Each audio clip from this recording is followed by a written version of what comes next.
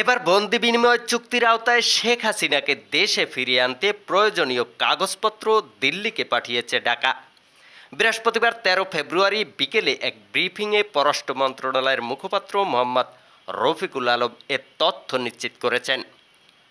পররাষ্ট্র মন্ত্রণালয়ের সাপ্তাহিক এই ব্রিফিংয়ে তিনি বলেন, শেখ হাসিনাকে দেশে ফেরাতে ঢাকা প্রয়োজনীয় নথি দিল্লিতে পাঠিয়েছে। এখন দেশটির উত্তরের প্রতীক্ষা করছে বাংলাদেশ। কূটনৈতিক চিঠির সঙ্গে প্রয়োজনীয় কাগজপত্রও পাঠানো হয়েছে। শেখ হাসিনা ইস্যুতে রাজনৈতিক ও কূটনৈতিকভাবে বাংলাদেশ প্রতীক্ষা করবে জানিয়ে রফিকুল আলম বলেন, এছাড়া ভারতে অবস্থানকারী অন্য নেতাদের ফেরাতে আন্তর্জাতিক নিয়ম প্রতিপালন করা হবে কিনা সেটি সরকারের উচ্চ পর্যায়ের আলোচনার বিষয়।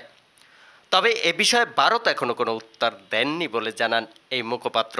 এছাড়া দিল্লিতে বাংলাদেশ হাইকমিশনার নিয়োগের বিষয়টি প্রক্রিয়াধীন রয়েছে বলেও জানান তিনি।